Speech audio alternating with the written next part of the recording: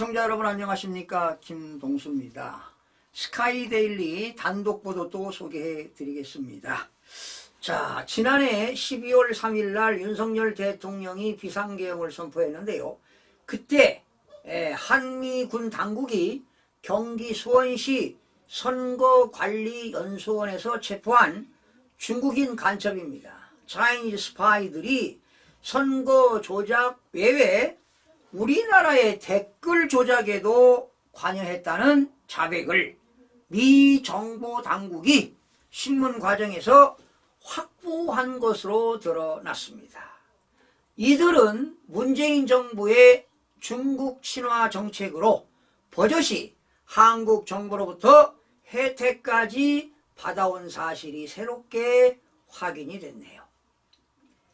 18일 미군 정보 소식통에 따르면 당시 선거연수원에서 붙잡혀 미국으로 압송된 IT 정보기술 전문 중국인 간첩들이 외국인 연수생 신분으로 가장해 한국에 체류하는 동안 6개월 동안 주기로 교체됐대요.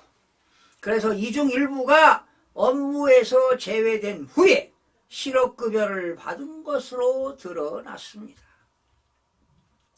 정보소식통은 이들 간첩 혐의자가 한국 국민의 혈세로 실업급여를 받은 사례가 신문 과정에서 발견됐다고 본지 스카이데일리에 추가 언급 없이 제한적으로 확인이 됐습니다. 이로써 주일 미군 기지로 체포 압송된 중국 간첩 혐의자들은 실업급여 수령이 가능한 신원이었음을 미 정보 당국이 파악한 것으로 보입니다. 스카이데일리는요, 이들이 한국계 중국인, 조선족이나 중국 국적을 가진 화교였을 것으로 추정하고 있습니다. 이들의 비율이 어느 정도 되는지는 아직 확인하지는 못했는데요. 속인주의를 택하는 우리나라 국적법에 따라 화교는 한국에서 태어났어도 중국 국적을 보유하는 것입니다.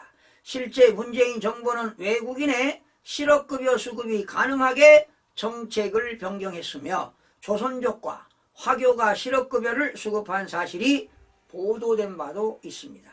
한국경제가 이주한 국민의힘 의원실에 밝힌 자료를 토대로 2023년 8월 11일에 보도한 내용에 따르면 외국인 실업급여 수급자 4명 중 3명은 한국계 중국인, 조선족을 포함한 중국인이었습니다. 2022년 기준으로 직전 5년의 문재인 정권에서 2,660억 원의 실업급여를 수령한 것으로 정부가 발표하기도 했는데요. 앞서 한국선거연수원에서 검거된 오키나와로 체포 압송된 중국인 간첩 혐의자들은 한미 부정선거에 개입했을 뿐 아니라 프로젝트 목인, 나무목 사람인 목인으로 알려진 인공지능 AI를 접목한 매크로를 개발해 온 사실을 미국 정보당국이 확인이 되었습니다. 스카이데일리가 2025년 1월 18일자지요. 오전 11시 21분 단독 선거연수원 체포 중간첩단 국내 여론조작에도 관여했다라는 보도로 여러분들에게 전해드렸는데요. 모기는 AI를 훈련시켜 사람처럼 직접 댓글을 달고 고도화된 매크로의 일종입니다. 중국 공산당 CCP가 막대한 연구개발 비용을 투자해 개발해 왔다고 합니다. 자, 한편 지난해 12월 3일 한미군 당국이 경기 수원시 선거관리연수원에서 체포된 중국인 간첩 99명은 평택학원을 거쳐 일본 오키나와 미군 기지로 압송된 것으로 확인이 됐습니다. 자, 지금요, 이 공동주택, 그러니까 중국인 간첩들이 거주하고 있는 그 A동이라고 하잖아요. A생활관. 그게 중국인 공동주택이라고 합니다. 그런데 그게 소유자는 누구냐?